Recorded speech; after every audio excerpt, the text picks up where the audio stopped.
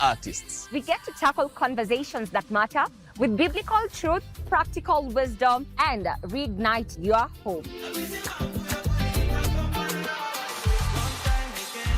I personally make sure you get a dose of the very best of gospel music from East Africa and across the world. I am your host, Kush Tracy. And my name is DJ Raf, captain of the Chicka ones and twos. Join us each and every Saturday from 5 p.m. to 7 p.m. This is Angaza Live.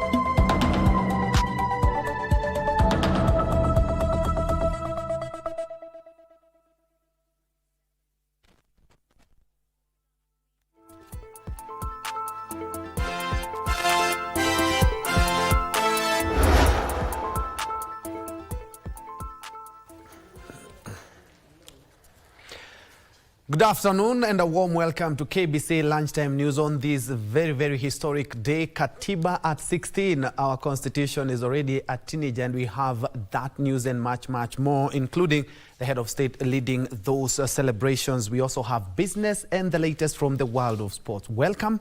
I'm Njue. My co-anchor on the sign language interpretation is Lucy Mwaura. Straight to the news.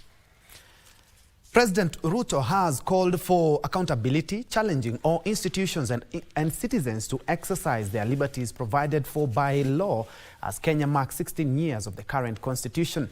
Speaking during the Katiba at 16 national celebrations at the Kenyatta International Convention Center, Nairobi, the head of state further said the national conversation on how the country moves beyond Vision 2030 will be guided by the constitution. President Ruto also renewed his commitment to protect the constitution, saying it must be measured not only by the rights it guarantees, but by whether those rights are felt in the daily lives of ordinary Kenyans.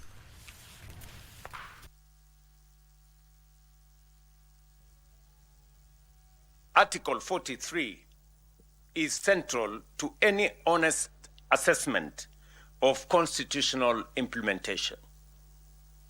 It guarantees every person the right to the highest attainable standards of health, accessible and adequate housing, and reasonable standards of sanitation, freedom from hunger, and adequate food of acceptable quality.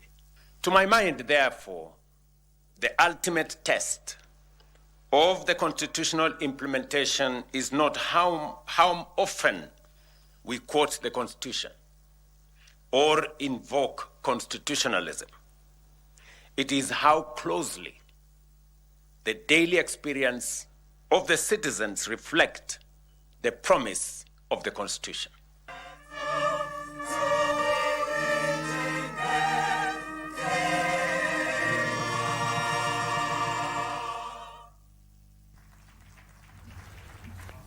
Those were the celebrations right here in Nairobi at the KICC. But let's now cross over to the lakeside city of Kisumu and sample what the civil societies are saying in regards to Katiba at 16. What are the hits, what are the misses? And as you can see on your screen, my colleague Wycliffe Okech is standing by to give us more. Good afternoon, Wycliffe. What more can you tell us in regards to this great day?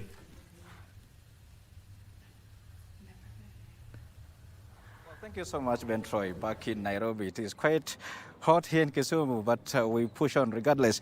And like you mentioned it is Katiba at 16. The country is celebrating 16 years since the promulgation of the current constitution, that is back in 2010. And almost everyone across the country has something to say about the Katiba, about the constitution. And that is the situation here in Kisumu, where we are. This is Mama Grace Onyango Social Hall, where there has been a dialogue going on since morning. And the locals here, the youth, and also the civil society society organization or other civil society actors engaged in that particular dialogue. And just to give you a summary of what has been going on, some of the topical areas of discussion, I'm going to be joined by one of the civil society actors that put this dialogue together. His name is Zach Gaya, a resident of Kisumu, and also someone who has following the political landscape so keenly. And Zach, I'll just ask you to stand here and look into the camera, speak to our viewers this afternoon. Kenya is marking 16 years since the promulgation of Katiba, of the Constitution. What would you say about, because this is marked around, it's themed around constitutionalism, the democratic space ahead of 2027 general elections. What do you have to say about your observation of the political space so far? Thank you so much. Thank you so much, friend. We are here gathered here, just like you really pointed out, that, to look at the Constitution. We have celebrated 16 days since the promulgation of this Constitution. Just look at where are we in terms of implementation. The advent of the 2010 Constitution was the struggle for multipartyism in Kenya. That basically means people have the freedom to be able to choose the way to be able to engage in democracy. So that's why we're here to reflect. And back to your question about democracy, we are seeing that we are like regressing. We're not doing what's supposed to be happening, because now the Constitution guarantees us now freedom of expression, freedom of association. But now when you see what's happening now, for example, in Nyanza, recent situation, that when other people come to the counties in Nyanza to be able to express, their rights to meet the people, rights of association, to set their agendas, then goons are set up against them. That's a very big setback to the Constitution that we are supposed to be celebrating today. So I want to say that we need to be able to ensure that we implement the Constitution. The bodies which are charged with implementing the Constitution to be able to play their part. The police are supposed to ensure that people have the right to be able now to convert, to associate, to be able to share the agenda without any intimidation at all. So for us, that's why we gathered here to ask ourselves, like people in Nyanza, people in Kisumu generally, how are we doing in terms of freedom of association, the democracy that we fought for very much, so that, ask ourselves, are we on the right path or are we on the wrong path? But from what we got there, from the discussion there, that people are saying we're not doing very well, based on basically the recent events that happened in the region here. We are not doing very well. Could you point out some of the key areas that you feel the Kenya is not getting it right? Yeah, first of all, just what you talked about, freedom of association. People are supposed to live everywhere as a Kenya. You're supposed to associate with everyone. We are a multi-party democracy. That means that, if I have a different position from yours, you're supposed to allow me to be able to share my agenda with the people. Then people decide for themselves. But like you said, that what happened here in Homa Bay, you saw what happened. Unfortunately, people lost their life because that people are not issue of intolerant. People are not willing that others should be able now to share what they feel they want to share with the people. And you saw in Kisumu here, when the Linda Wananchi team wanted to come here, there are a lot of, threats of, you can't come, it's the issue of goodness being set up against them, but that did not happen eventually, because the people prevailed there, and they were able to chase the goons away, so that the meeting continued. So we are asking that, people should be allowed to meet without any intimidation at all. Kenya is all of us, that's what we fought for, and the Katiba is for all Kenyans. So let's allow people to, to be able now to meet. Another thing I want to say that, we're in a county, Kisumu is a county, and just other counties, yes, one of the things we have to allow that, there's been proven public participation. Let's allow people to be able to share their views on how they want to be governed, so that, when the county governments are planning for their projects, let that be taken in, the people will be taken in the allocation of budgets and plans like that. Thank you so much, Zach. I wish we had more time for this discussion, but then we'll cover you more inside that particular dialogue that is going on in there. Thank you. Thank you so much. Troy, that is Zach Gaya, one of the several actors in Kisumu County. Actually, they are congregating in this hall to take stock of some of the positives, some of the gains that Kenya has realized since the promulgation of the 2010 Constitution, and also some of the areas that the country is not doing so right. And you've heard him mention that there is need actually to embrace the democratic space, especially now that we are in the electioneering period where Kenya will be heading into elections next year. Well, regarding whatever is going on here, I will compile that much more in our subsequent bulletins. For now, let me hand it back to you, Troy, in Nairobi from Kisumu. My name is Wycliffe Okech. Thank you, my colleague Wycliffe Okech there, engaging one of the civil society leads in regards to Katiba at 16. Something I've been able to pick up that he has noted is that we need to strengthen the foundation of our constitution and rule of law also to avoid clawing back on the gains that we have already achieved in the past 16 years. More of that a little bit later. Moving on, women church leaders in Samburu County are warning that the emergence of hooligans, in political rallies may plunge the country into chaos ahead of the 2027 general elections. Speaking in a conference that brought together women church leaders in the county, the clergy challenged the churches to be at the forefront in contributing to the nation by positively advising the youth and guiding their moral being. Women church leaders in Samburu County are warning that the emergence of goons may plunge the country to what was witnessed in the 2007-2008 electioneering period. Tuiombe nchi yetu sana kwa sababu tumeitwa kuomba na uuni na vita na mambo kama hayo vinavyoendelea si vitu ambavyo vinapendeza. Na sasa sisi kama wanawake hatufurahi. Kwa hivyo mimi ningeomba kwamba tutafuta amani tunapoelekea uchaguzi, tutafuta amani na najua kwamba tutashinda vizuri. Meanwhile, a section of Isiolo County residents has taken issue with Democracy for Citizens Party leader Rigathi Gachagua, accusing him of linking President William Ruto and the area Senator Fatuma Dulo with the alleged increase in cases of cattle rustling in the area. Mambo ya wizi ya ng'ombe ilikuwa hata wakati ya Kenyatta. Hata wakati ya Kenyatta wafugaji walikuwa naibana. Wakati ya Mwai Kibaki wafugaji walikuwa naibana. Wakati ya Uhuru walikuwa naibana. Saa hii ndio wao naamuka kusema ati kuna biashara. Sisi tuko na imani na serikali ya William Samoei Ruto kwa sababu ile slot wana Kenya wamepata, hata sisi watu wa Isiolo tumepata. Juzi tumepata kabisa area managers wetu wameweza kupatiwa fedha kama vile wa Kenya wengine wamepatiwa. While Kirinyaga woman representative Njue Maina is in the meantime on the spot from a section of DCP aspirants and supporters who accuse her of referring to the area residents as goons. The aspirants led by Gishugu parliamentary aspirant Njue Mbogo are demanding an apology over the remarks said to have been made during a DCP party political gathering in Kiaragana, Kirinyaga County. Tumemwambia aombe msamaha kwa wakaaji wa Kirinyaga kwa kutuita goons, akaita vijana wetu goons, akaita wazazi wetu goons. Tumempea masaa 24 aombe msamaha. La sivyo akumbuke sisi tuko na nguvu ya kumchagua na kumtoa pale katika kile kiti. We believe in politics of democracy and inclusivity. Leaders should be very much aware that at the end of the day, it is the will of the people that will determine who will get to power. Tilio Marco for Lunchtime News.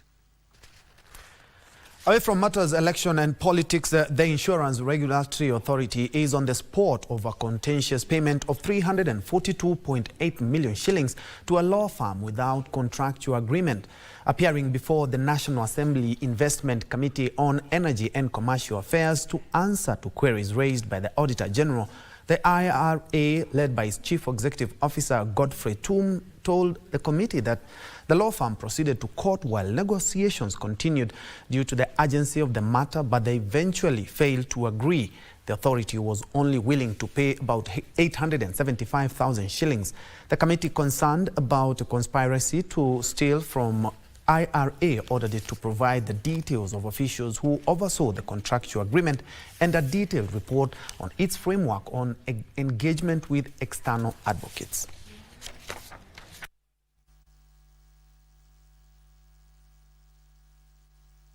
I have quoted 176. The client, I am the client. The amount that I am really 800 that I have assessed the job ahead is at 800. With that kind of difference, how do I ask this guy to go to court to begin representing me? With IRA, logically, let us proceed. Number one is, how did you engage? And I'm not getting the answer. How do you engage with Waweru? By mouth or by what was it? He was engaged through a procurement process. So, which means there is some written something. Yes, that is correct, Chair. So, what was he written? Go to the trade organization or what? How much? No, there was no figure because negotiations were going on the cost. In other news, the First Lady, Rachel Ruto, is calling for concerted efforts in the fight against HIV, early pregnancies, and sexual and gender-based violence in the country. Speaking during a mentorship and advocacy engagement with youth in Homa Bay County, the First Lady said the three remain a real danger in the country, calling for collaboration between the national and county governments, development partners, and the private sector to tackle the triple threat. She also urged Kenyans to continue registering for the Social Health Insurance Fund.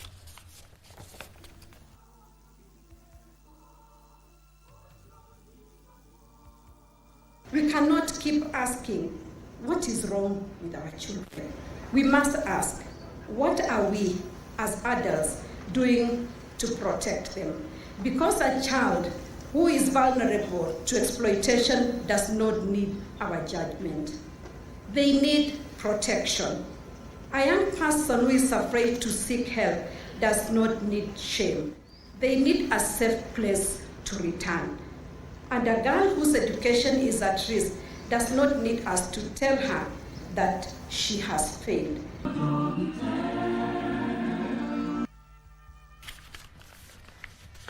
Moving on, the Ethics and Anti-Corruption Commission, EACC, has arrested 3 suspects over alleged conflict of interest in transactions worth more than 92 million shillings involving the Turkana County government. On Wednesday, EACC arrested Betty Emathe Asimit, a senior assistant community health officer with the Turkana County government, Moses Longole Apua, a director Apuko Holdings Group Limited, and Chosi Niknakucho, an employee of Mary's Mills, Kenya. The 3 are expected in court today. The EACC says the arrest follow investigations into alleged conflict of interest, unlawful acquisition of public property, money laundering, and dealing with proceeds of crime. The commission says the 2 companies, Apuko Holdings Group Limited and Naltilia Company Limited, received a combined 92,058,890 shillings from the Turkana County government between 2013 and 2014 and 2024-2025 financial year. The Commission forwarded the inquiry file to Director of Public Prosecutions, DPP, who approved the prosecution of 8 public officials, companies, and company directors. The Commission will pursue the recovery and forfeiture of public funds and assets established to have been acquired through corrupt conduct or other unlawful means. EACC remains committed to safeguarding public resources and ensuring that public officers entrusted with public funds are held accountable when they abuse their positions for private benefits.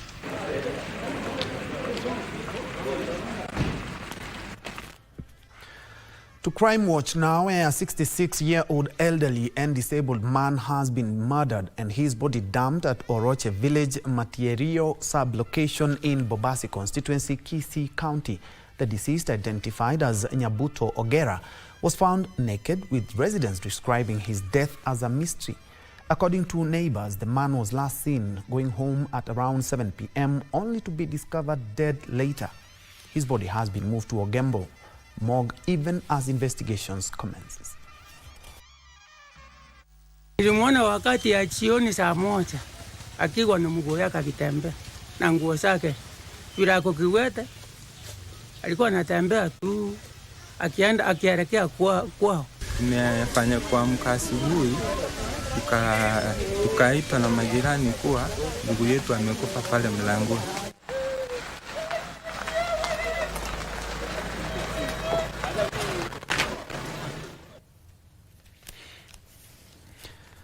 Now to county number 14, where members of the Embu County Assembly allied to the minority party staged a walkout from the chambers midway through the sitting after tabling a report reconstituting the county assembly committees, which they termed unprocedural. In Laikipia, the county assembly has passed a motion authorizing the deputy clerk to be the accounting officer and run the administrative duties of the house pending appointment of a clerk. Take a look. Following the tabling of the report reconstituting the county assembly committees, which the minority party in the Embu County Assembly disagreed with, The ward representatives walked out of the chambers in protest. We were never consulted about the reconstitution of the committees. And that is why leo tumeprotest sana hapo ndani na tukasema tuwezi kuwa part of whatever is happening. You can see the marginalized Bere community are the people that are being pushed from their strong committees so that the government can have its way. I don't know whether to mobilize resources in readiness for the campaigns or for what purpose. I am a member of the selection committee. I was not involved. There was no any sitting by the committee to transact any business that is taking place in the assembly. Speaker Josiah Thiriku, however, stated that nothing was amiss, noting that the report was signed by 4 out of the 8 selection committee members. The government-backed faction passed the motion ratifying the report without opposition, much to the chagrin of the minority side. Trying to micromanage the activities of the assembly is only killing oversight in Embu County, which again may backfire on a few things, including your leadership. Over in Laikipia, the County Assembly has passed a motion authorizing Deputy Clerk Moses Gishuki Waweru to act as the Clerk of the County Assembly. This follows new regulations by the Central Bank of Kenya in terms of operationalizing county assembly funds at the bank, which require the signatory to be approved by members of the County Assembly. The lack of a clerk delayed workers' salaries, among other bills necessitating the move. The county assemblies had been given financial autonomy, and they therefore have to have a fund as an assembly instead of sharing with the executive side of the county government. The 16th East Africa Communication Association EACA annual conference officially opened this week at St. Paul's University in Kiambu County under the theme Reimagining Communication in Africa. During the forum, a rallying call was made for African countries to transition from passive consumers of global technology to active contributors in the digital space. Speakers emphasized that while technological tools evolve rapidly, the ethical foundation of communication remains a human responsibility. St. Paul's Vice Chancellor Professor Esther Mombo said the conference is being held at a critical moment when communication, artificial intelligence, AI, digital transformation, and ethical innovation are shaping societies, institutions, and public discourse.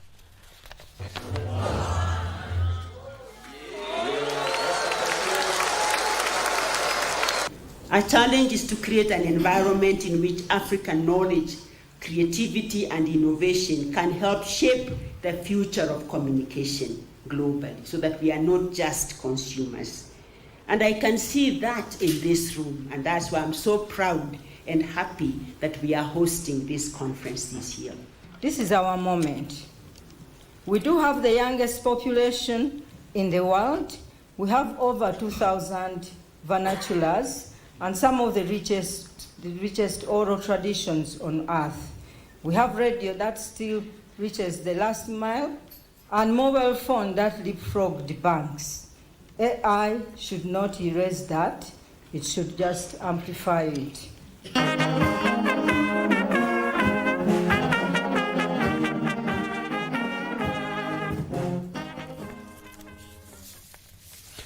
Moving on, preparations are underway for the 2026 Agricultural Society of Kenya ASK Southwestern Kenya Regional Show set for September 24th to 27th at the Lichota Showground in Migori County. Organizers say the venue is about 72% ready, with the 4-day exhibition expected to attract up to 200,000 visitors.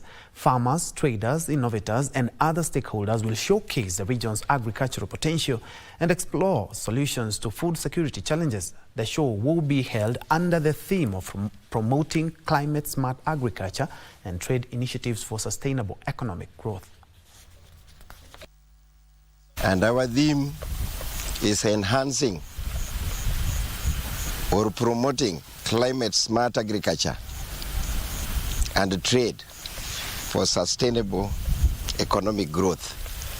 And this is where the basics of what we are going to carry out this year will be showing up. Looking at the numbers, as the chair said, running with about 78 exhibitors compared to about 55 last year. That is a good growth. We anticipate again we'll have about 150, 200,000 people running through our gates, and therefore those are good numbers. Yetu ya mwaka ime-extend, itakuwa kubwa kwa sababu tumewaalika Kisii County, exhibitors from Kisii County, Nyamira, pia wakuje washirikiane na sisi katika kuimarisha ukulima na pia trade initiatives. Vile vile, huu mwaka show yetu ni ya siku 4. Still in Migori County, the county government has launched a seed distribution program targeting 5,000 farmers across the county to cushion them from the effects of climate change and boost food production. The initiative comes after prolonged dry spells and erratic long rains that affected crop production in various parts of Migori, leaving many farmers with poor harvest. Migori Deputy County Governor Dr. Gimunta Mahiri said the program will particularly benefit farmers in the semi-arid parts of Nyatike. He added that they will receive fast-maturing and climate-resilient crop varieties suited to the changing weather conditions. County Executive Committee member for Agriculture Lucas Mosenda said the initiative will help farmers cut production costs while improving food security and strengthening their ability to cope with climate-related challenges.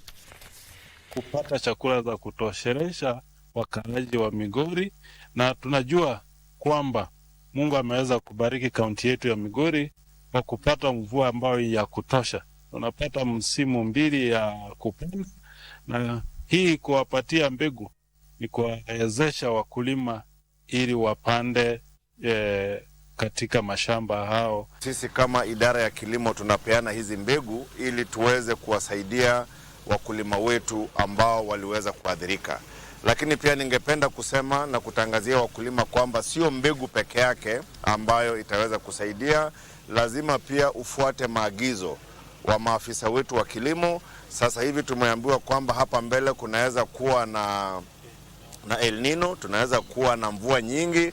Natarajia nikipata mbegu naenda kuipanda hizo eka zangu 3, na nina imani kwamba nitapata mavuno mazuri wa mvua itakaponyesha. Tukienda kwa maagrovet unapata mbegu nyingi zinakaa pale hazinunuliwi. Sasa hizi tumepewa, ninajua ni nzuri, ile tukifika pale tutaweza kupanda na zitoe mazao mazuri na tukue na faida. Elsewhere, a 37-year-old woman and her 2 children aged 6 months and 7 are fighting for their lives at Mukumu Mission Hospital in Kakamega County after allegedly consuming poison in Shingondo village, Shinyalu constituency, Kakamega County.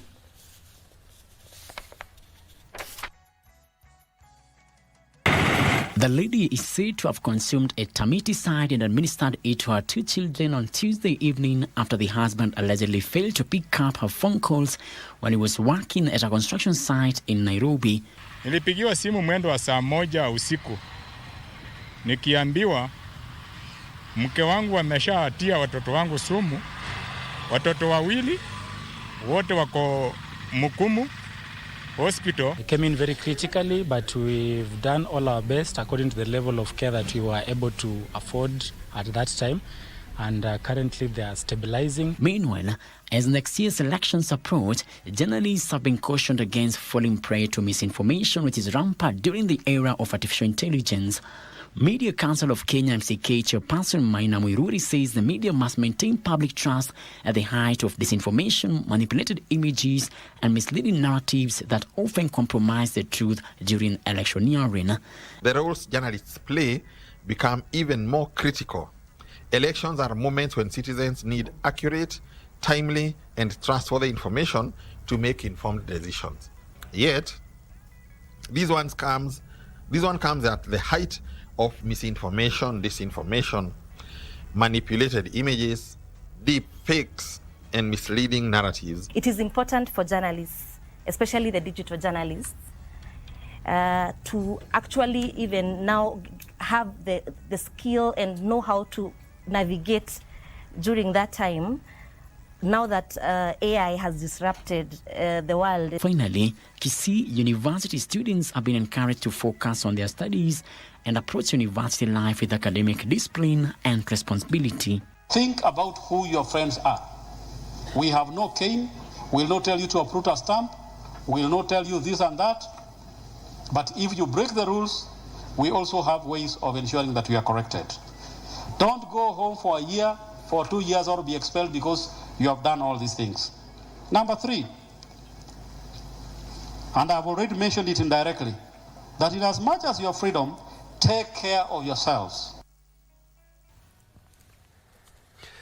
Very well, at about 28 minutes past the top of the hour, you're due for a fast break, but allow me and Lucy Mauro to take a quick break. But when we come back, I will be telling you all about the Women African National Volleyball Championship. You do remember that our very, very own Malkia strikers will be playing in that tournament. Of course, we also have more news and also business as well. Let's take a quick break. We'll be back.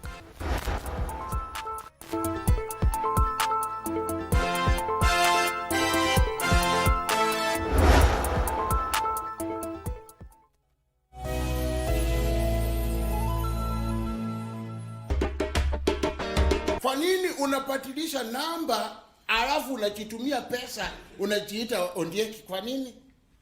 Lakini si wadi ulifanya hiyo kazi. Si lakini kieleza hii mahakama, nyinyi kama askari mlitaifati hiyo pesa ikakucha kwangu ndio mniwekelee niwache kazi. Nitakuwa naeleza mahakama ulangu. Sasa sisi chunga hii maneno itakufunga hata wewe. Sisi mbona sisi afanyie wewe namna hiyo? Mimi hata mimi amejua wewe hiyo siku. No, you can sabotage me. You can sabotage me. Sabotage you? Kwani mimi alikuwa anajua wewe hapo mbeleni? This is warning to others. How comes you are sending money for another number which is not yours? Hiyo kisungu hata unaongea, even you do not understand. No, don't talk about my English. My English is very pure. Sikia, kama ni mtu mwingine alichukua hiyo ID kuregister laini, haingetokea na picha yako. Na tena wewe ndio ulipatikana mpaka na simu ambayo ulikuwa na receive pesa. That phone, is it yours? Is it yours? Ilikuwa yako. That vehicle, is it mine or yours? It is mine. Thank you. Who has the authority to get inside your car? To get? Oh, inside your car. If it's a public car, whom do you expect to be inside? Mheshimiwa, acha kumtetea sasa. Na wewe unauliza swali. Wewe hata usiniletee hata wewe sasa. Hata mimi nikiongele ni muongele. Uliza swali ambayo itakusaidia.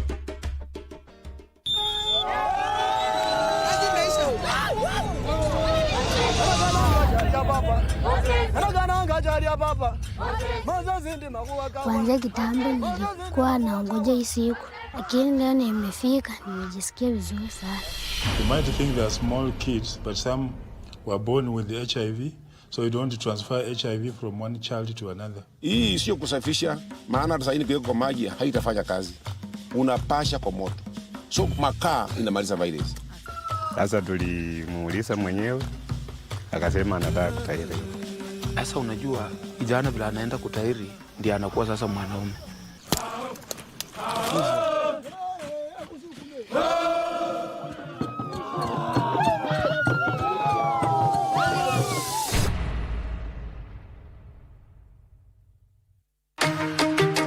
Every story begins with possibility. And I went surgery, and that's how I was transformed from a nose reader to a touch reader. Able Differently is a celebration of resilience. And I was trying to answer the question, how do visually impaired people interact with fashion? Talent. And the extraordinary ways people redefine what's possible. Beyond labels and limitations, we meet individuals who are breaking barriers. Spend your way. Nipatie opportunity, nipatie kazi niende nifanye. Because being different isn't a limitation. It's a different kind of strength. Able Differently, inspiring ability, changing perspectives.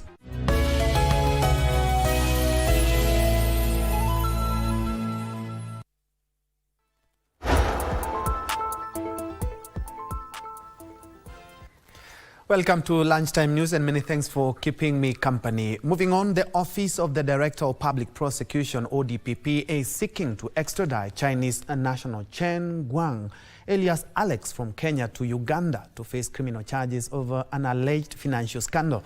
According to court documents filed at the Milimani Magistrate Court, the Republic of Uganda wants Chen surrendered for multiple counts of forgery, fraud and financial misconduct involving approximately 4.5 billion Ugandan shillings. The accused was on Tuesday, August 11th, 2026, arrested at Jomo Kenyatta International Airport and is currently fighting the extradition proceedings.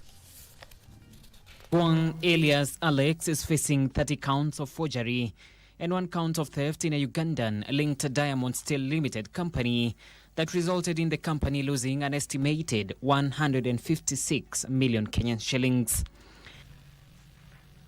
Appearing before Milimani Principal Magistrate Geoffrey Onsarigo on Wednesday, Chan sought to be released on bond as he awaits the court's determination on the extradition proceedings. The respondent is willing to subject himself to the court's directions on bail or bond, including but not limited to depositing his passport in the possession of the court, reporting to a police station until the extradition proceedings are heard to its final conclusion.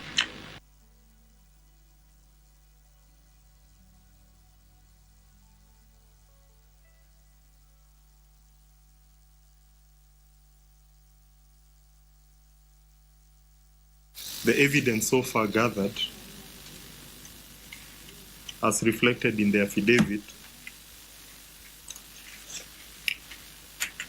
shows that the respondent could have been responsible for the same, and hence the likelihood of absconding. Chen is set to remain in custody at the Industrial Area Remand Prison as the matter will come up again on Thursday, 3rd of September 2026.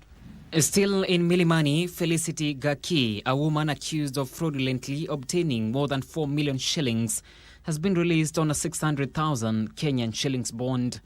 Gaki, who pleaded not guilty to the charges, is said to have obtained the money from one Susan Nkatha Kairima by pretending to be in a position to secure a scholarship for Susan's daughter to the United States.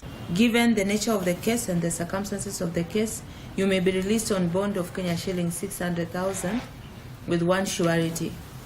It means that you can get security. It could be a title logbook, any security with a value of 600 and above.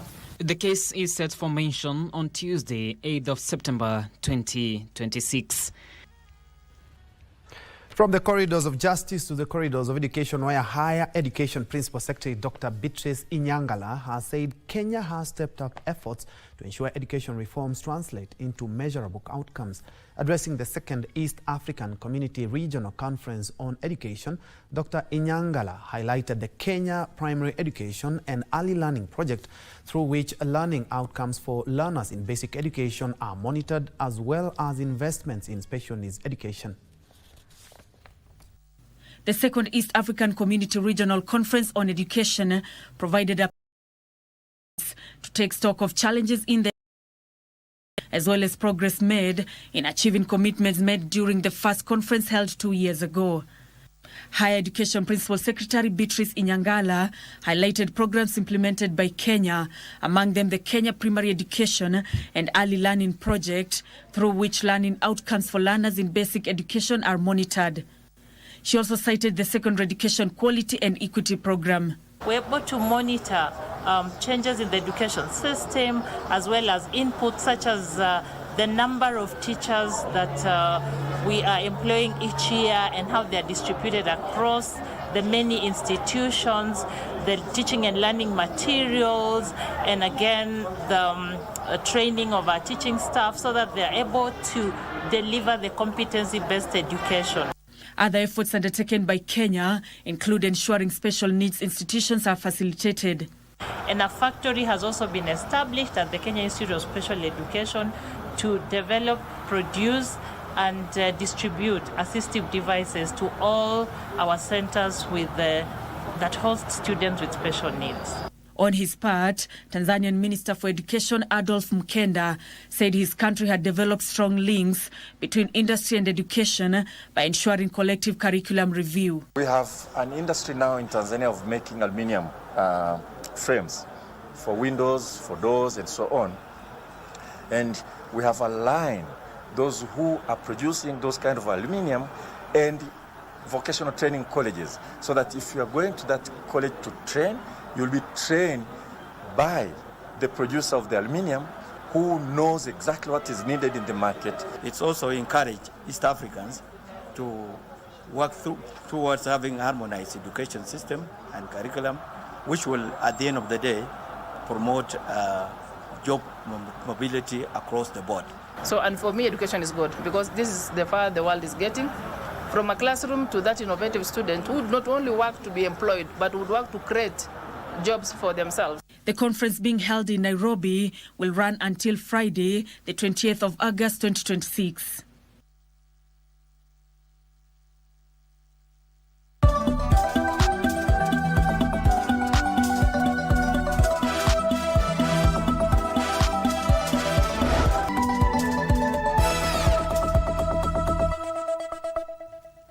Time to make sense of business. Sugar companies that fail to pay farmers immediately after cane delivery will be sanctioned by the Kenya Sugar Board.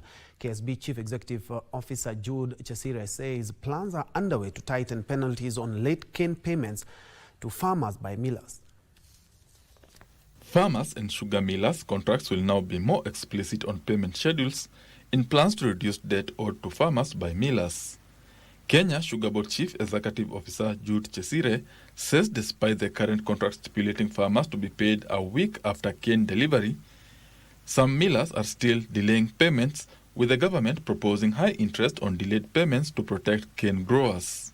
We have developed standard contracts that have penalties, so that if there are any delays in payments, the miller is penalized to pay the farmer with some interest on top. And over time, the standard time for payment to farmer should be 7 days upon delivery. To further strengthen the payment system, the Sugar Board will procure mobile weighbridge and testing equipment to fairly quantify farmers' payments and further protect cane farmers from exploitation. Now that we have these kind of situations, we are in the process of procuring a mobile weighbridge, so that our enforcement officers are able to do the random checks.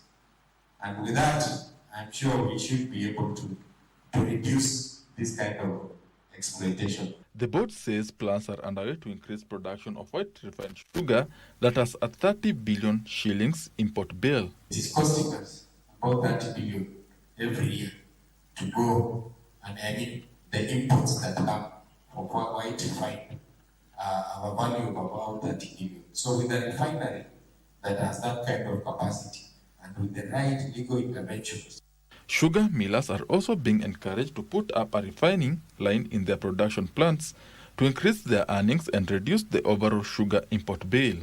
Benson Njue reporting for Lunchtime News. Now, the fisher folk on Lake Victoria are reporting a welcome return of Njue makwar, raising hopes that stocks of the once common tilapia species may be increasing after years of decline. The renewed catches follow a restocking program by the Kenya Maritime and Fisheries Institute aimed at preventing extinction. A study by the institute 3 years ago established that stocks of Njue makwar have reduced due to pollution, overfishing, and the destruction of breeding grounds.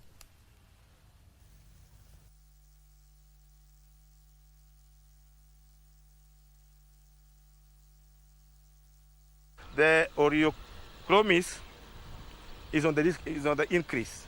I can say so because for some time before Victory Farm came, our fishermen could go out, they could spend the whole day, by the end of the day they come out with nothing. Zamani wavuvi walikuwa wanalialia kwa sababu ya ukosefu wa samaki. kama mvuvi ametoka nyumbani anaenda kuvua samaki, angalau anaweza akapata kitu kidogo aende naye nyumbani. We are witnessing increased catch because we are increasing the fish population in these areas. This is contributing to the economic improvement of the fisherfolk and also the general welfare of the communities whose lives depend on the lake. Definitely some welcome news for fishermen on Lake Victoria that Njue Makwar is back. The English name is Orechromys esculentus. Well, from the lakeside city of Kisumu, we're back in Nairobi. You do remember that we're keeping tabs with Katiba at 16, the event or the celebrations being spearheaded by His Excellency President William Ruto. Let's first of all cross over at the KICC for his speech. And putting that in the context of my oath of office and being accountable for that oath of office, and putting it in the context of what again I said earlier in terms of how do we account for the authority that we exercise and whether that is making impact on the people of Kenya, especially on what you said, whether more and more citizens are closer to the rights that the Constitution envisaged. And I will say the following, that by way of accountability, when we seek a mandate like the way I did, I made commitments to the people of Kenya. And those commitments were not just statements. They were not just slogans. They were commitments that ultimately I must be held account, because that is what the Constitution demands of me as president. And I would want to put it in this context. Number one, I made commitments about how to transform the nation and what I need to do. And I made proposals to the people of Kenya that this is how I intend to stabilize the economy. This is how I intend to make sure that we have access to health getting to the majority of citizens. This is how I intend to work on making sure that there is decent housing as it's required by the Constitution.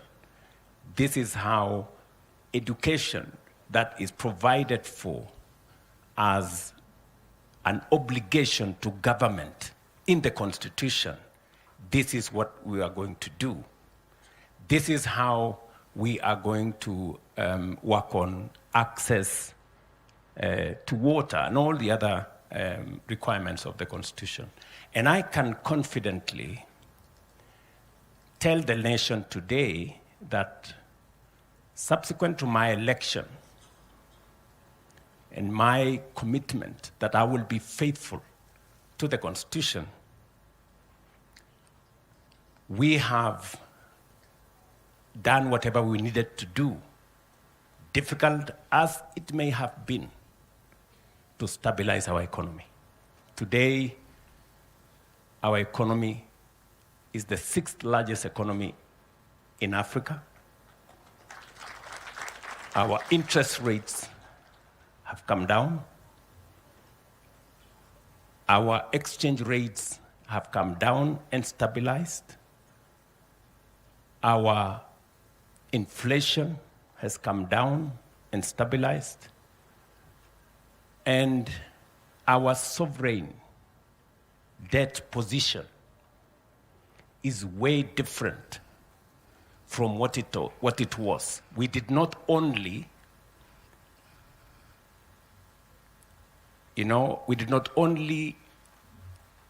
avoid the default, we've gone ahead to create a much more stable economy. Allow me to bring you back to my question, Your Excellency. Let me so that I don't lose my trend of thought. Okay. Let me say that often I have been asked, you committed yourself that you will reduce on debt and on borrowing.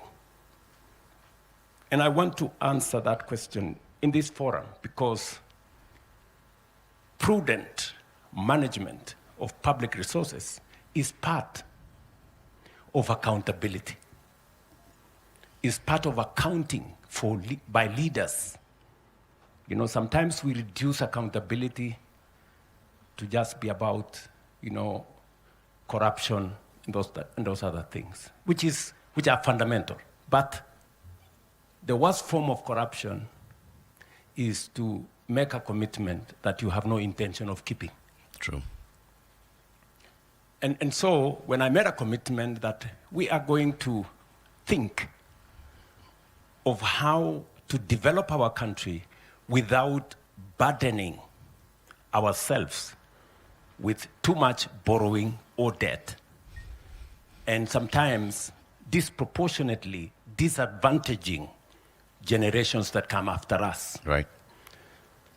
I can say on this podium today, if you look at where we were in terms of debt and where we are today, we have significantly, by multiples, reduced the rate of acquisition in our country. Let me give you an example. When Moi left office, we had a sovereign debt of 630 billion. That is what Kibaki inherited. In 10 years, Kibaki took that sovereign debt to 1.8 trillion. That is 3 times, by a multiple of 3, roughly. When my brother, President Uhuru, left office in 2022, he left behind a debt of 10.3 trillion. It had grown by 5 times, 500% in 10 years. In my 5 years, that debt has grown from 10.3 trillion to 13 trillion. In 5 years, that debt has not grown by multiples. It has grown by 27%. And therefore, the commitment I made that while we will continue to invest and develop our country, we will do it in such a manner that we reduce on borrowing, we reduce on debt, and we grow our economy sustainably. So I'm just giving an example of how accountable one must be. So back to my question, sir. I will come to your question.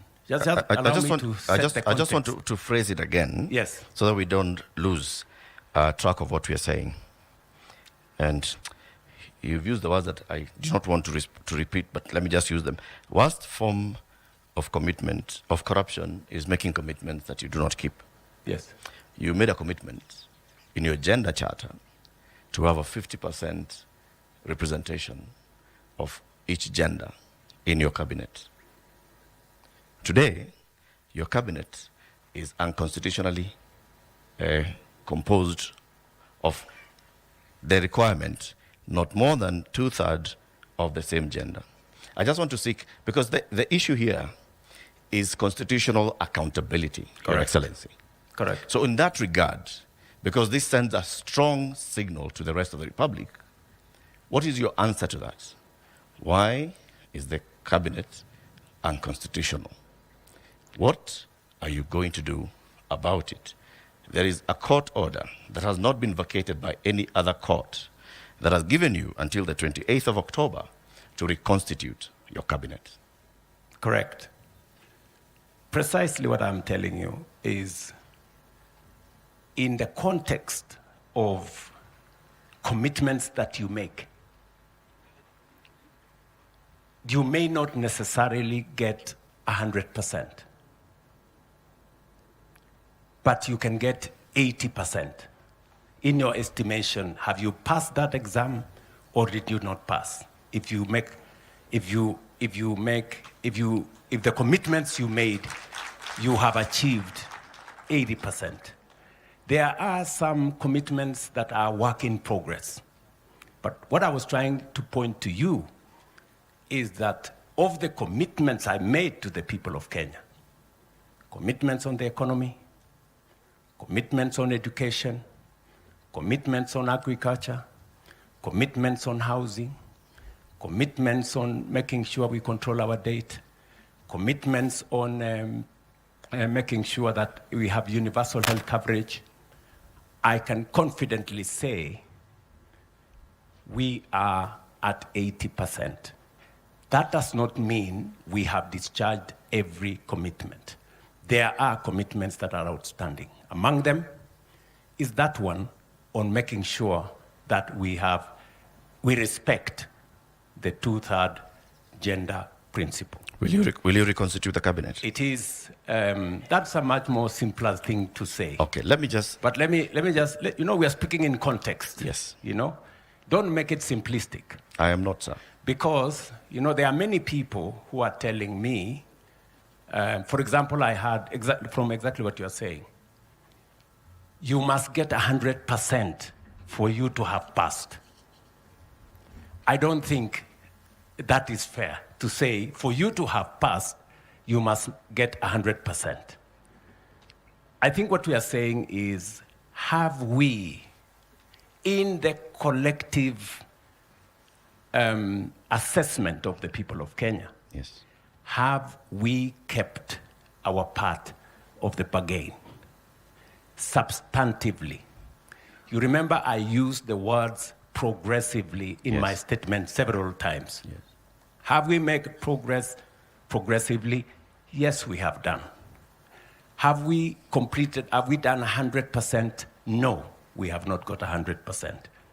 Some of it, as was said here by leaders, is work in progress. And its attainment may not happen today. Just the same way, the court has ruled that Parliament is unconstitutional because of the 2/3 gender rule. Yes. That determination was made by court, I think, almost 5 years ago, 6 years ago, to be exact. But it's work in progress, I did make proposals myself to Parliament on how we could attain the 2/3 gender rule. It is still work in progress in Parliament. And I think progressively, without being too aggressive against ourselves, that is work in progress. Thank you. Thank you, Your Excellency. I want to move to my leadership, the Honorable Chief Justice. As head of the judicial arm of government, the judiciary, we the people, created the judiciary and wanted the judiciary to be the ultimate arbiter and the one that upholds constitutionalism and the rule of law in this country. Madam Chief Justice, there have been questions of integrity within the judiciary. You've addressed them previously, but you continue to address them. The question that I asked to you is, would Kenyans believe that their judiciary is functional when questions of integrity keep arising towards it and they don't see progress being made? Thank you very much, our moderator. Thank you, Your Excellency, for inviting me to this forum. I'm honored, greatly honored, to participate in this forum where we are looking at our Constitution and asking ourselves whether it has worked for us, what we need to do to make it work better. Now, When I look at the judiciary, we agree that judicial authority comes from the people. The people are sovereign, and therefore we are servants of the people. And whatever we do in serving them, we always ask whether we are meeting the expectations of the people, whether we are responding to their expectations, whether justice is truly a lived reality in Kenya. So this constitution has really strengthened the judiciary, because now judicial independence is constitutionally entrenched. But we take it that judicial independence goes hand in hand with accountability. We ask ourselves whether in the way we deliver justice, are we reaching out to every Kenyan? Can every Kenyan access justice? And that is where we begin, Latif, to tell ourselves that delivery of justice services is like any other service. And therefore, we have a duty to reach to the very last mile with judicial services. And when we looked around, the number of Kenyans who can access formal justice services are a paltry 17%. The rest of Kenyans look for justice elsewhere through other means. They go to the chiefs, they go to their religious leaders, they go to their community, to their elders to seek justice. And therefore we asked ourselves as judiciary, and especially me as the Chief Justice, am I only a Chief Justice of the 17%? No. So we must net everybody. And this is why we are working with communities to expand the multi-door approach to justice to reach the alternative justice system, which is also a command of the Constitution, that we should promote NDR, alternative justice system, mediation, negotiation, reconciliation, and all that, so that every Kenyan can have a choice. Do I want to go to the formal court? Do I want to go to the alternative? And Latif, we are being celebrated even by the Commonwealth for having been able to link the informal justice system with the formal justice system. We have ukumbis or tribunals or community sessions where people are resolving disputes, and thanks be to this constitution, they are able now to come with those agreements. We have trained them on fair trial methods so that when they agree, we only ask ourselves whether this agreement meets the constitutional thresholds. Mm-hmm. We've been, and we have established ourselves in 16 counties where we have NJS. We have court-annexed mediation now in over 120 court stations where people can opt for mediation, negotiations, to agree on their disputes, and we are adopting those disputes as the orders of the court. You talked about corruption, and I think the priest who did the introductory remarks was very apt, that the manure that is eating Kenya is corruption, is issues of integrity. And I think all the speakers have spoken to it. For us in the judiciary, it's very, very serious. We have no other currency to trade in. The executive has the power of the sword, they have the power of the purse. We only have public trust to trade in. And therefore, Kenyans must have confidence in the judiciary, in the independence of the judiciary. And this independence cuts both ways. It's both independence for us to be able to make decisions without any interference from anybody or from any institution, but also it's an independence that ensures that the citizenry can have confidence in the judiciary. Yeah. So it's both ways, and we are required to be accountable.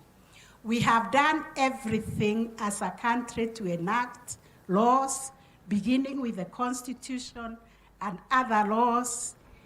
What I would like to say is that corruption, in all its facets, is a criminal offense.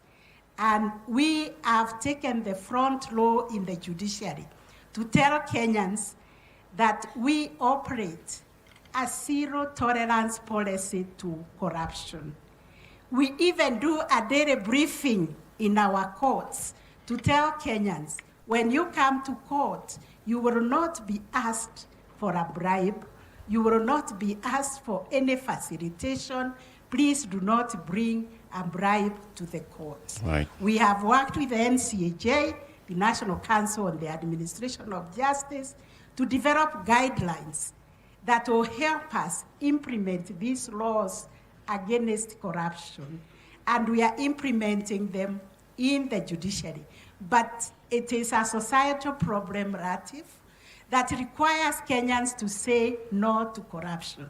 It requires a national conversation, because as much as we try to insulate ourselves in the judiciary, we are within this ecosystem where people believe in giving a bribe, or even believing somebody who has no connection with the judge or the magistrate, that I know the magistrate, I know the judge, I will fix your case, I correct money to go and take to the judge. The judge or the magistrate may not even know, but sometimes they know. Yeah. And therefore I've been saying it is wrong. We as judges and magistrates and judicial staff cannot be dispensing justice with one hand and committing a crime with the other. Any citizen who comes across a judge or a magistrate or a judicial staff asking for a bribe, we ask for cooperation. Thank you, Madam CJ. Just a quick follow-up on that. Citizens told the Ethics and Anti-Corruption Commission in their EACC 2025 survey that court magistrates attract the highest average bribe, apparently 164,000 shillings. Now, the one question I want to ask you, now that we are now introspecting 16 years in, can the judiciary really police and weed itself of corruption? Yes and no, by everybody who has taken a hold of office to defend the Constitution, to defend the rule of law, to say no to corruption. But out there are many people posing as agents of the judges. They are the ones collecting money to bring to the judiciary.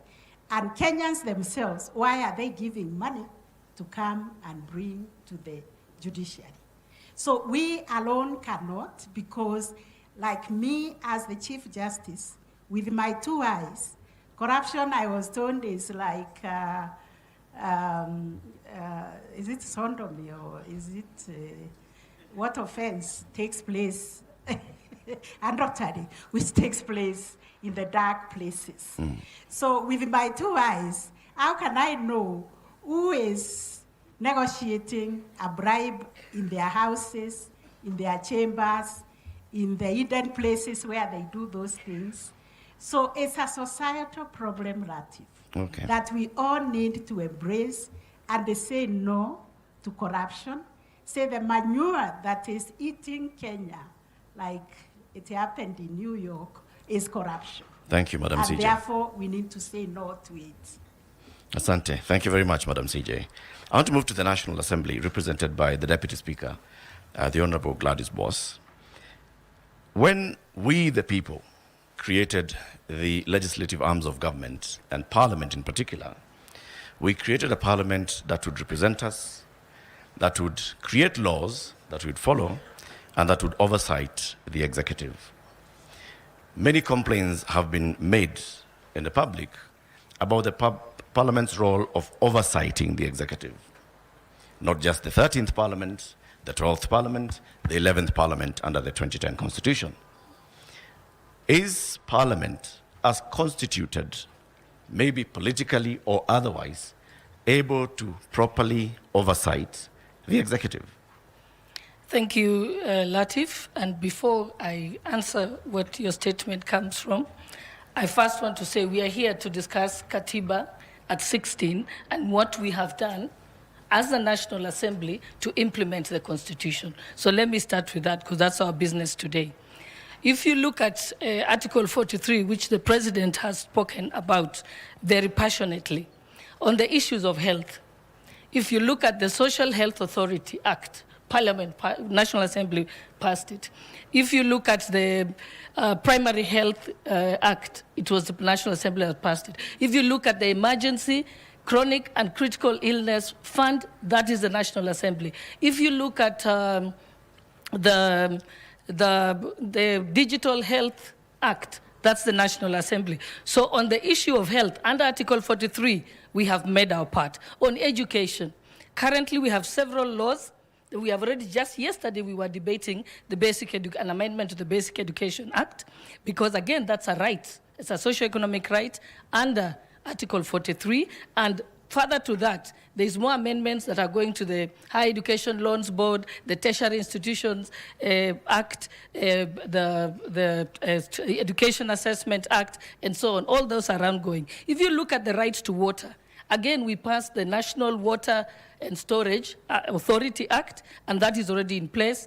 If you look at the issue of housing, the Housing Levy Act was passed in Parliament. If you look at the changes that were made to our savings at the National Social Security Fund, again, that law was amended by Parliament to be able to allow an increased amount so that we can have increased savings in the country, so that we are not borrowing money from other countries, but we can borrow our own citizens' money.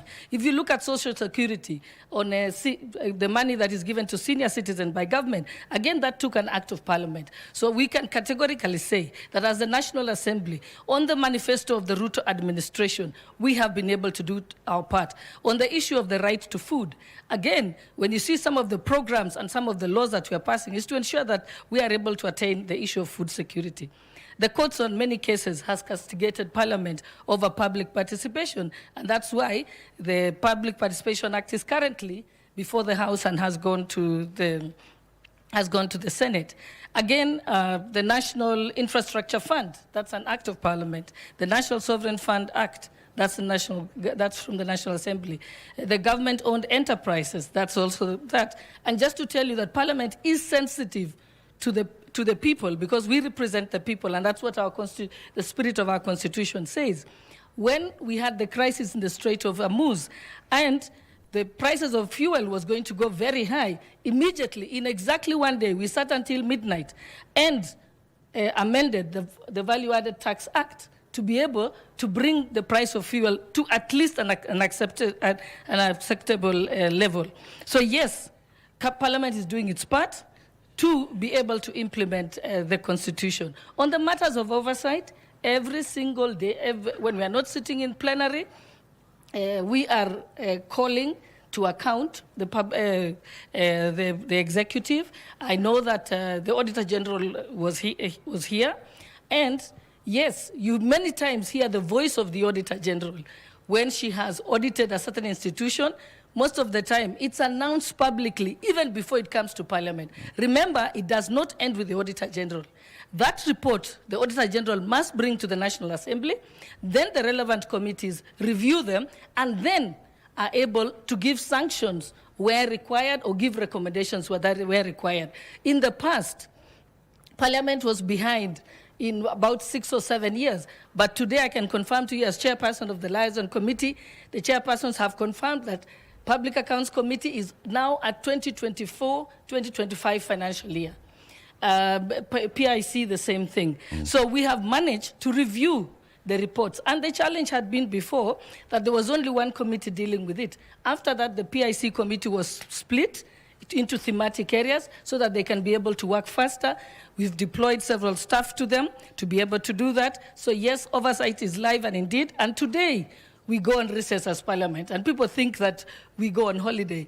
Actually, every single committee is sitting for 3 straight weeks to complete their reports, because we are also alive to the fact that it's a year. So yes, I can confidently say that Parliament has done its job, continues to do, and and we have had continuous improvements.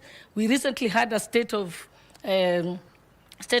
Parliament report, and we're able to see that we've done this much and we need to make certain changes. Like now we know the outstanding orders have to be changed so that we can have the Public Accounts Committee can be in four of them in thematic areas so that we can work faster for better oversight and accountability. Thank you. Thank you very much, Madam Deputy Speaker. And let's account for that. Parliament has passed legislation. The question is, has Parliament processed legislation or passed legislation? When it comes to executive oversight, is Parliament oversighting the executive, or is Parliament, for lack of a better word, tapping the executive on the back? Not at all. On the wrist? I think, when you say that we are passing government bills, you must remember we have someone called the majority leader in Parliament. The single job of the majority leader is to table government bills, because if the government has to work, the laws have to be passed. So that is his job. Then there is private members' bills, and then the minority also are able to bring various bills, like the bill on the Basic Education Amendment Act yesterday was by Honorable Olwoch, who is from the minority side, and he has been prosecuting it for almost 2 years. So yes, Parliament is not a rubber stamp, as you try and say. That's a rumor by the media. All right. The Honorable Speaker, Moses Wetangula, recently spoke of some MPs receiving letters for appointment of teachers. And I know that matter was live, even in Parliament, by some members of Parliament yesterday. As the head of Parliament, how do you respond to this? Is Parliament an extension of the executive, or the recruitment agency of the executive? Okay, Latif, let me remind you again politely that we're here to discuss and take stock of Katiba at 16. Indeed it is. And so I have not come here to discuss rumors that are out there. What you can do, when I come to your TV station, that will be a valid question to ask. So I politely decline to answer. Okay. Let me remind all of us that we are here to account for Katiba at 16. It is our constitution. The offices that we created are accountable to the people of Kenya in all things that they do, whether they are passing laws or blocking laws. So, the Honorable Deputy Speaker, respectfully, I tell you that the question I'm asking is about accountability. No, it's a valid question, Parliament. and as you said, and as I've told you, that for today's session, there's no answer to that. But I can confirm to you that yesterday, the Education Committee was waiting to summon the Teacher Service Commission, because that is the independent commission that is charged to do with recruitment of teachers. If they are doing it in a different manner other than provided by the law, then they are the ones to be called to account. And that's why I'm saying that's a conversation for another time, not today. There's no better day than today, but let's move to the next one. Honorable Speaker, Amason Kingi, you're Speaker of the Senate. You served as the county governor for 2 terms, and you know the role of the Senate that we, the people, established is to defend and promote democracy, devolution. And I want to ask today, is the Senate protecting counties? And can you give us examples where the Senate has actually protected counties, and from what?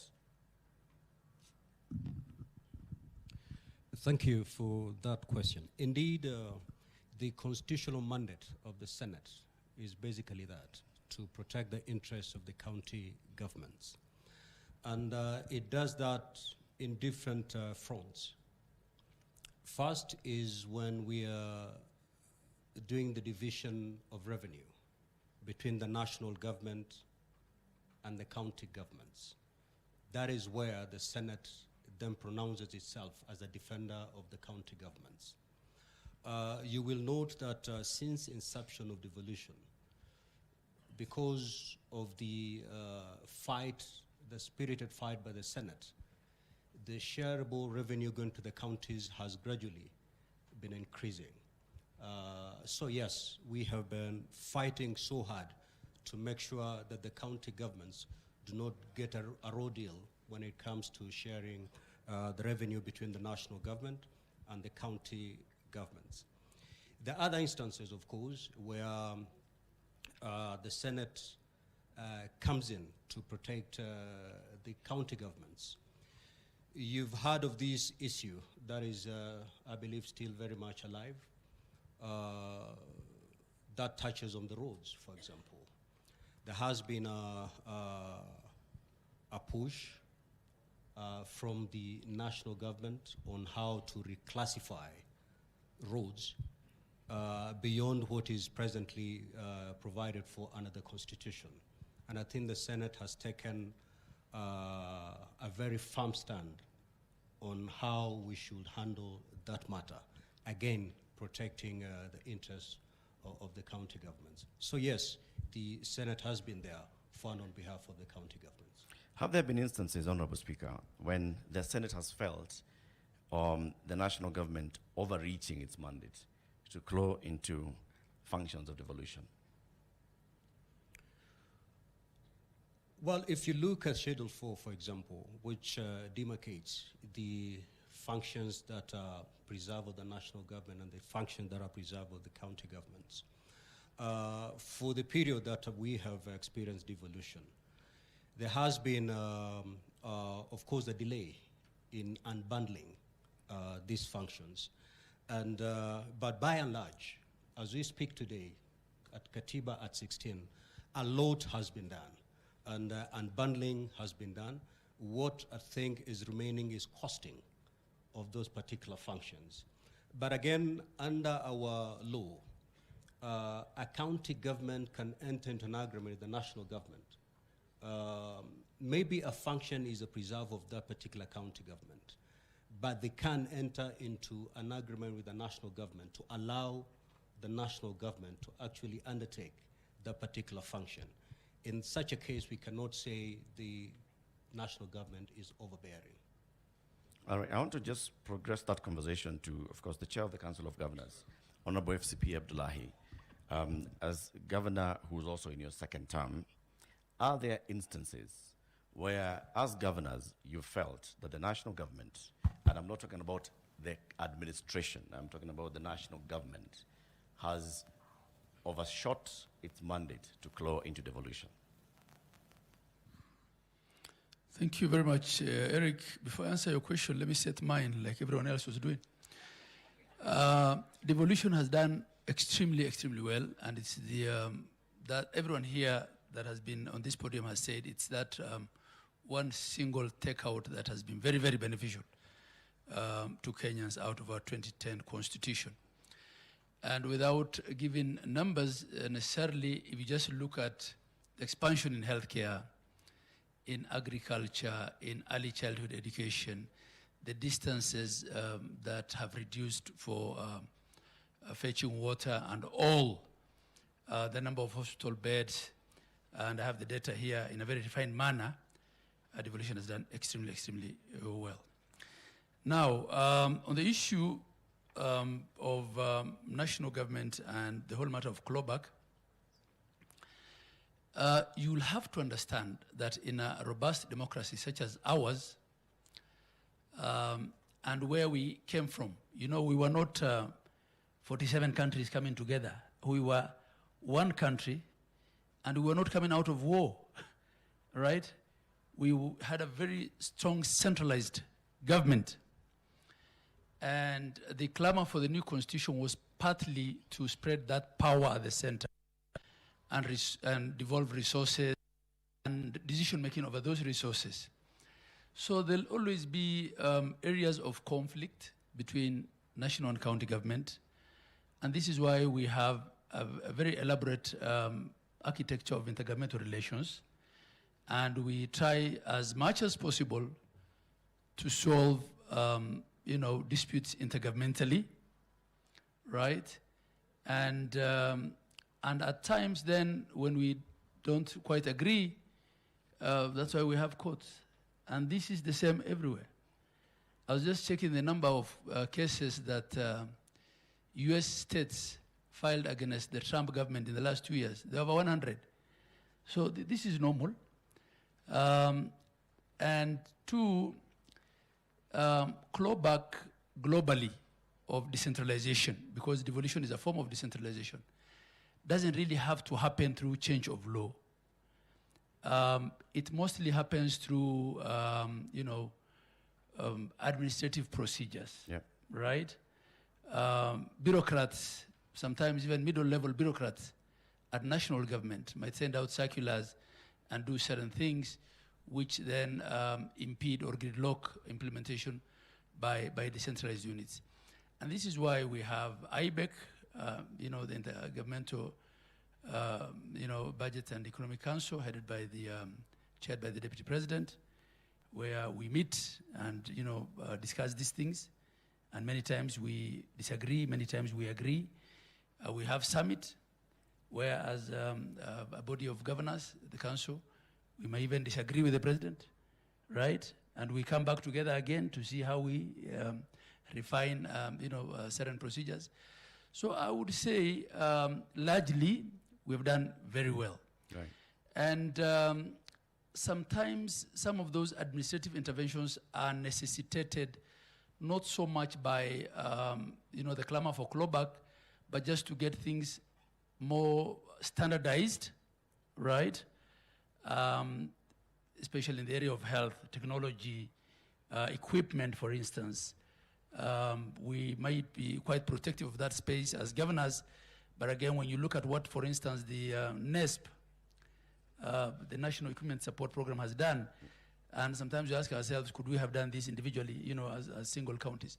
So clawback is something that we always, as governors, have to be wary of. But this is why then there are these elaborate arrangements of intergovernmental architecture. And this is why also sometimes we go to the Senate and tell the Senate, this is not acceptable to us. And the Senate, much as we have a lot of other differences on other things, still remains and is the key protector of counties, protecting counties against Big Brother, protecting counties against themselves. So this is part of the robust architectural framework that we have. We have over 42, I think by the last time I checked, intergovernmental partnership agreements between county and national government. And we take this through a lot of, legal procedure. We get, lawyers to look at them to see a clawback through the back door. And by the time we agree to sign those intergovernmental partnership agreements at a full council, then we are fairly confident that it's an arrangement that works for us. Of course, clawback is not only by national government, or the fear of clawback is not only with respect to the national government. Increasingly, it's also with the National Assembly. And because the National Assembly is also becoming quasi-executive of the funds, CDF, I don't want to get to the politics of that. There's matters, equalization, right? So,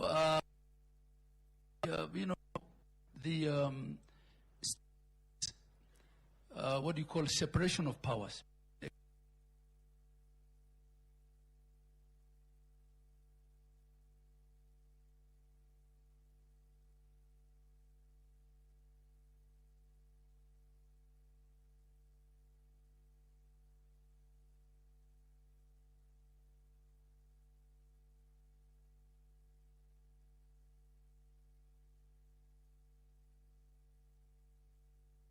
There is the county assembly, there is the Senate, there is directly the people of Kenya. You have a council of governors. Do you use that council of governors as an accountability tool where you self-check and you self-call out for, I don't know how else to put it, for bad behavior? Yeah, that's a good question. You know, as chair of council, I don't have the, constitutional office powers that the people sitting on this panel with me have. I'm just a first among equals. I get elected. So next year I will be elected on the 8th of October. So I'm more of a union official. But having said that, we also have, benchmarking and best practices and advisory and conversations that, out of respect, I can have as chair with individual governors. But I get this quite a lot when I visit counties where the public complain to me about their governors. So that's not my role as chair of council. But we try to do this through benchmarking, by sharing best practices, by not reinventing the wheel, and by also having honest conversations in our,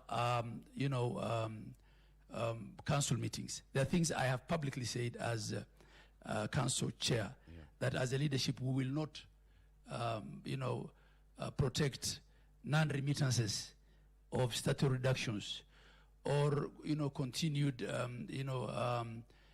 budgeting of pending bills. And these are conversations that we have as governors, but the architecture is not such that the COG is not an oversight body, right? It is an intergovernmental relation outfit. Thank you. It's an association, a club. Yes. And then the other question of the layers of oversight, this is a live debate that we're having now. Where does the oversight role of county assembly end, and where does that of the Senate begin? And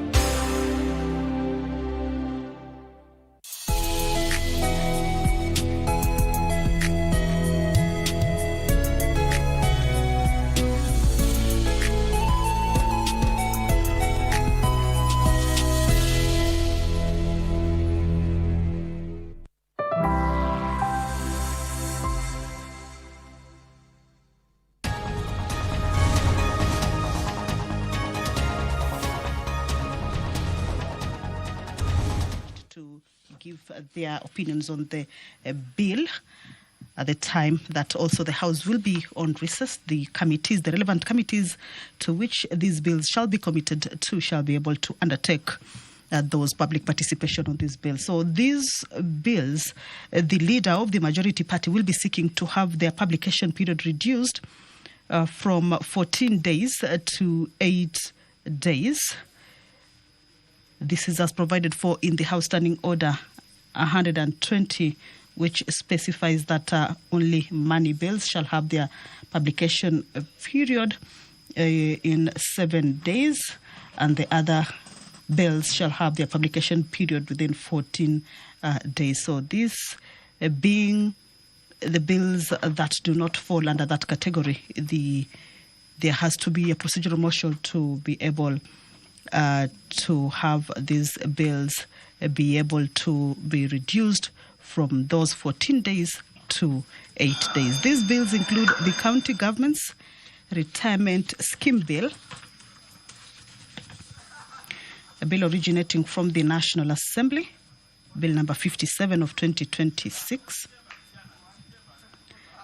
The principal object of this bill is to establish the county government's retirement scheme as the retirement benefit scheme for eligible county, state officers, public officers and employees in the service of county governments, county government agencies, as well as associated organizations.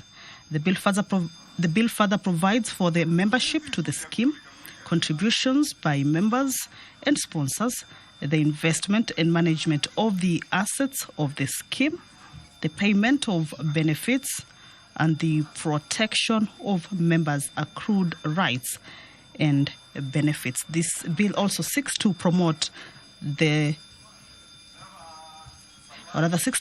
sound governance and accountability by providing for the establishment of a board of trustees responsible for the management of the scheme, prescribing its powers and functions and requiring prudent financial management, auditing and reporting in accordance with the applicable laws governing retirement benefits and public finance. Also, in terms of transitional arrangements, it provides for that to be able to facilitate the orderly transfer of members' assets, liabilities, rights, and obligations from the local authorities' provident fund to